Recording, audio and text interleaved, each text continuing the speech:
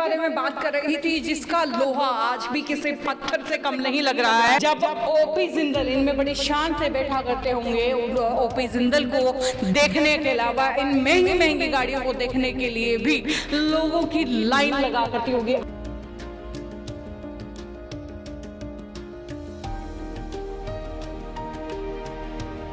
नमस्कार, मैं हूं अंकिता सिंह और आप देख रहे हैं सिटी बिग न्यूज। भाई, एक लंबे अरसे से लगता है बोर हो रहे हैं, ढूंढ रहे हैं कि कहाँ जाएं, क्या करें, कैसे जो है अपने परिवार के साथ एक अच्छा सा टाइम स्पेंड करें।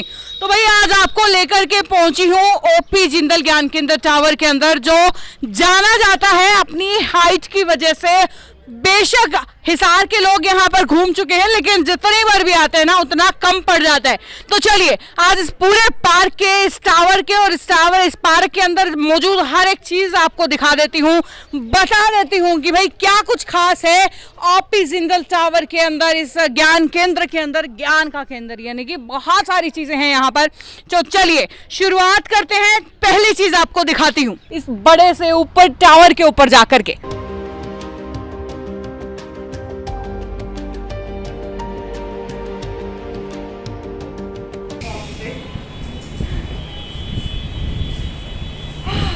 तो भाई ये है हिसार का जिंदल ज्ञान केंद्र, जहाँ से पूरा शहर जो है आपको दिखने वाला है। आइए नजदीक आइए, आप करके दिखा देती हूँ। वैसे मुझे हाइट से फोबिया है, डर भी लगता है, लेकिन सेफ्टी है।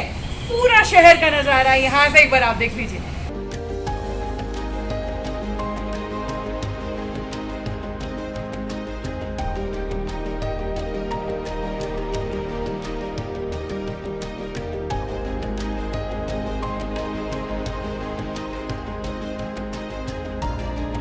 तो भाई ऊपर हम आपको ले आए हैं दिखाने के लिए कि कैसा दिखता है हमारा पूरा शहर ओपी जिंदल ज्ञान केंद्र से। ये पूरे नज़ारे जो है आपको दिखा रही होंगी मैं कि कैसा पूरा शहर, हमारा जो बड़ा सा शहर है ना, यहाँ से कितना छोटा सा नज़र आता है।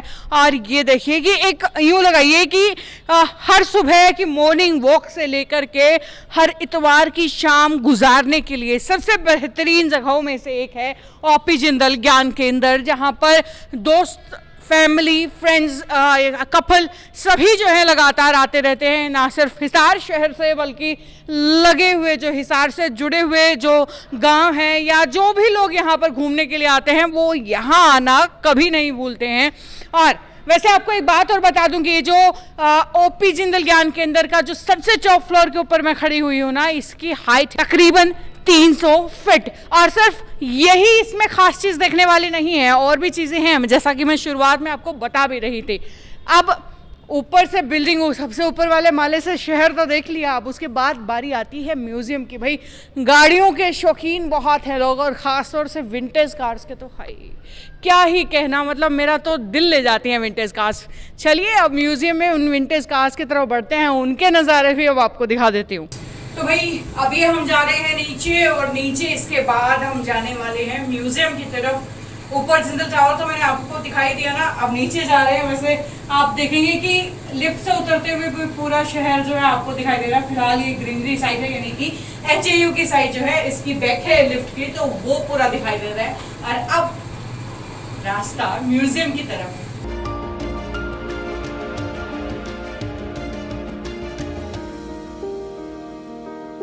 तो वही जिंदल टावर के बाद अब आपको लेकर के आई हूँ म्यूजियम में। जो सबसे पहले तस्वीर म्यूजियम एंटर आप करेंगे तो ओम प्रकाश जिंदल जी की तस्वीर यहाँ पर लगी हुई है। और उसके बाद जब हम जाते हैं इस म्यूजियम के अंदर, तो उनकी जो पूरी life, the personal domain, the queen heroine, the making of business empire and OP Jindal समेत ढेर सारे बोर्ड्स लगे हुए हैं जो उनकी जीवनी के बारे में ढेर सारी बातें बताते हैं। और उसके बाद हम आते हैं म्यूजियम के अंदर, जहाँ पर कोल माइन से शुरुआत होती है।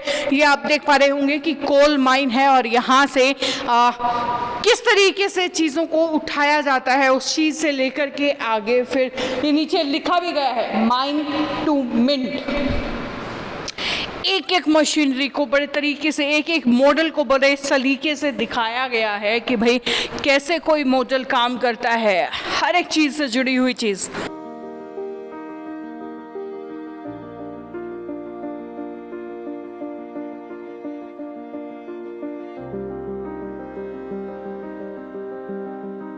तो भाई पूरा म्यूजियम देख लिया और म्यूजियम के बाद जो मेरा सबसे फेवरेट पोर्शन है, जो सबसे ज़्यादा मुझे पसंद है, जिसके लिए वेट नहीं कर पा रही थी, वो वाला सेक्शन, यानी कि विंटेज कार्स वाला। जल्दी से भाग भाग के जाती हूँ। और ये देखिए मेरे दिल की रानियाँ, वाकई मेरा ट्रू लव है भाई। ये जो पुरानी चीज़ें जितनी भी है ना, मुझे बहुत अच्छी लगती हैं, एंटीक लगती हैं, बहुत प्यारी लगती हैं। मैं तो बहुत बार इनसे बातें भी कर लेती हूँ क्योंकि अच्छी इतनी लगती हैं। और ये देखिए बड़ी शान से खड़ी हुई है।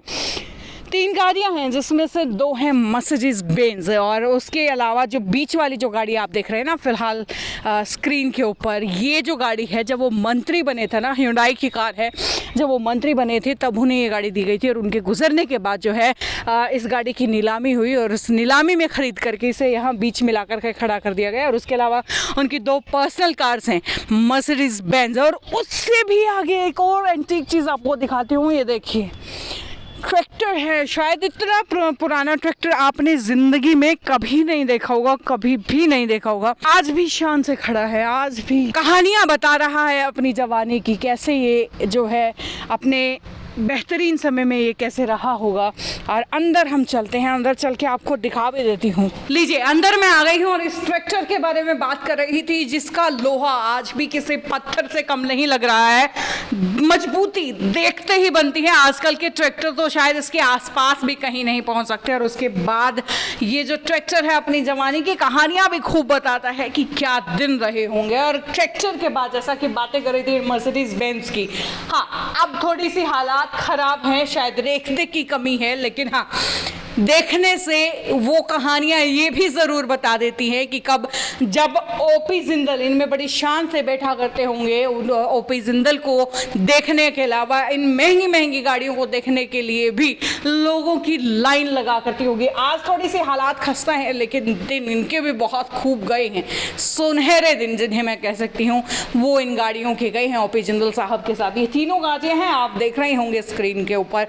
और भाई आप ये मेरे फेवरेट सेक्शन के बाद अगर बात आती है तो बच्चों के फेवरेट सेक्शन की, चलिए अब उधर आपको लेकर के चलते हूँ। छोटे बच्चों के फेवरेट सेक्शन की बात हो रही थी, उनके फेवरेट में झूलों से अच्छा क्या हो सकता है। झूले किस बच्चे को पसंद नहीं है। तो भाई ढेर सारे झूले जो हैं इस जिंदल पार्क में है। तस्वीरें आप स्क्रीन पर देख रहे हैं कि कौन से झूले यहाँ पर हैं और किस तरीके से बच्चे जो हैं आकर के ढेर सारी मस्तियाँ इस ओपी जिंदल पार्क में करते हैं। तो भाई झूले आपको दिखाई ही दिए हैं बच्चों की मस्ती के लिए, लेकिन मस्ती के साथ खेल भी ज़रूरी है। और खेल के लिए ये स्पेशल स्केटिंग ग्राउंड बनाया गया है, जहां पर छोटे छोटे बच्चों से लेकर बड़े बच्चे तक जो है, प्रोफेशनल्स तक जो है, यहाँ पर अपनी स्केटिंग की प्रैक्टिस बहुत बार करने के लिए आते हैं। और इसके बाद चलिए अब आगे चलते हैं। तो भाई झूलों के बाद अब नंबर है लाइब्रेरी का, क्योंकि खेल के साथ साथ पढ़ाई भी ज़रूरी है। ये ओपी जिंदल ज्ञान केंद्र के अंदर एक लाइब्रेरी भी है, जहाँ आप बैठ करके अपनी बुक्स कैरी करके पढ़ सकते हैं। और इतना ही नहीं, अगर आपको कुछ यहाँ की कुछ बुक्स लेनी है तो थोड़ा बहुत कलेक्शन यहाँ पे भी रखा हुआ है, यहाँ बैठ कर के पढ़ सकते हैं। और हाँ बिल्कुल एसी लाइब्रेरी है, आपको पंखे के नीचे नहीं बल्कि एसी के नीचे बैठ कर के पढ़ना है। तो ये तो बात हुई भाई खेल के बाद पढ़ाई की। और उसके बाद आती है बारी कला की। कला से जुड़ा हुआ इस ज्ञान केंद्र के अंदर क्या है, तो यहाँ पर है, तो उसके लिए है यहाँ पर एक ओपन थिएटर। चलिए उस ओपन थिएटर की तरफ भी आपको लिए चलते हैं। वैसे मैं बता दूं कि मैं पीछे के रास्ते से जा रही हूँ, क्योंकि मेन दरवाज़ा फिलहाल टाइमिंग्स की वजह से बंद है, इसलिए मैं पीछे के दरवाजे से आई हूँ। मगर आप जो है आगे के दरवाजे से आइएगा ज़रूर। और ये है यहाँ का ओपन थिएटर। यहाँ पर न जाने कितने ही कलाकार पनपे हैं, कितने ही लोगों ने अपनी अच्छी अच्छी परफॉर्मेंसेस यहाँ पर बैठ कर दी हैं। ये सामने स्टेज दिया गया है, उसके अंदर एक रूम है जहाँ पर आर्टिस्ट जो है अपना सारा सामान रख सकते हैं। ऑडियंस के बैठने के लिए स्टेयर्स हैं, जहाँ बैठ कर के वो एंजॉय कर सकते हैं। छोटा सा ओपन थिएटर है, जहाँ पर कोई भी छोटा सा प्रोग्राम जो है आप करवा सकते हैं और बखूबी मज़े ले सकते हैं इस ओपन प्रोग्राम के।